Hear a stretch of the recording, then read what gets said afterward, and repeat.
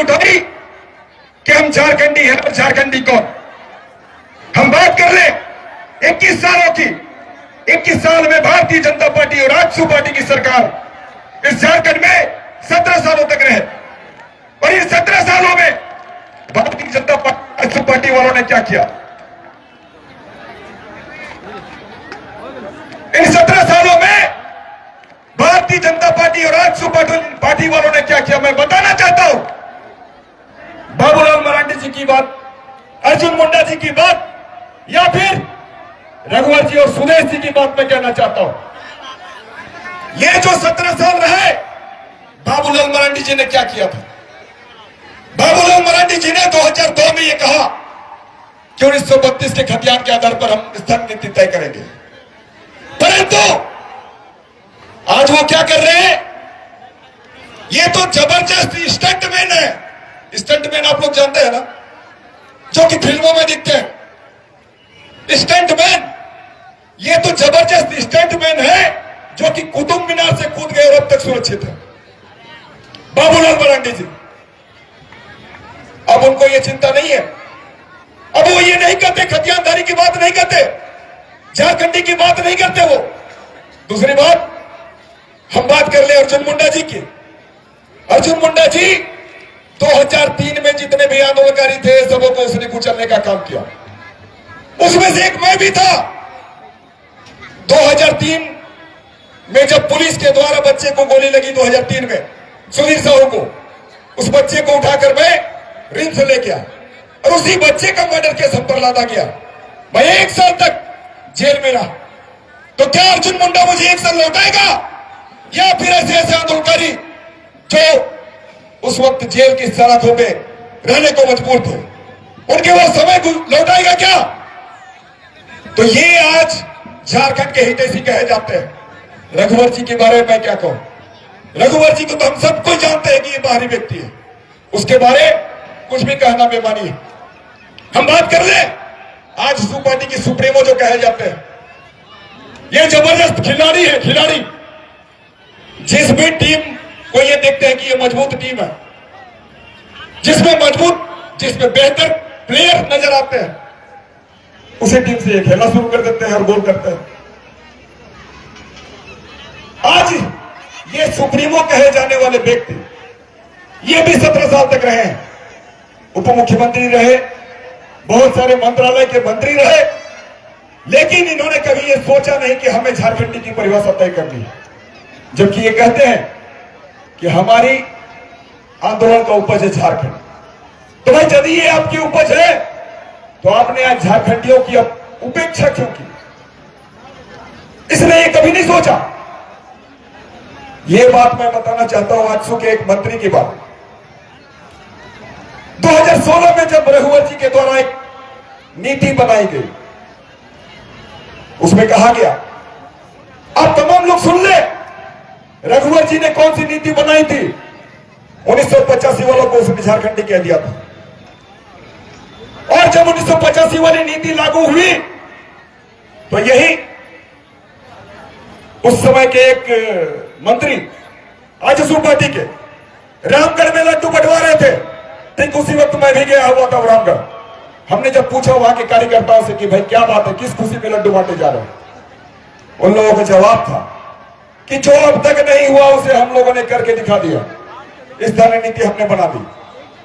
अब आप बता दीजिए 1985 को वो बनाकर खुश थे, और आज की जो वर्तमान सरकार जो ये माटी पुत्र कहती है अपने आप को, हेमंत जी माटी पुत्र कहलाते हैं, और ये झारखंड मुक्ति मोर्चा माटी की पार्टी कही जाती है।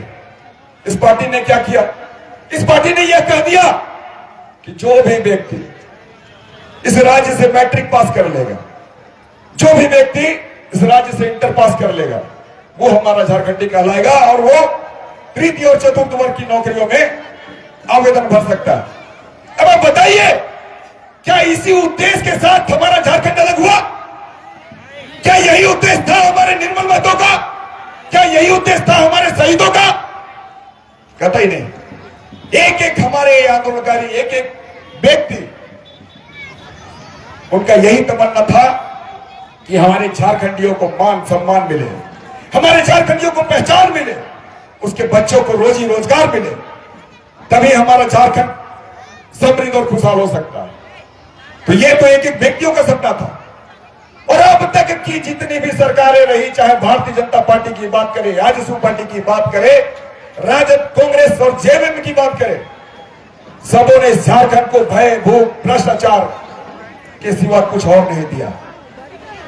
सबों ने झारखंडी भावनाओं को छलने का काम किया, यहां के माटी पुत्रों को ठगने का काम किया, हमारे छात्रों के भविष्य से खेलने का काम किया।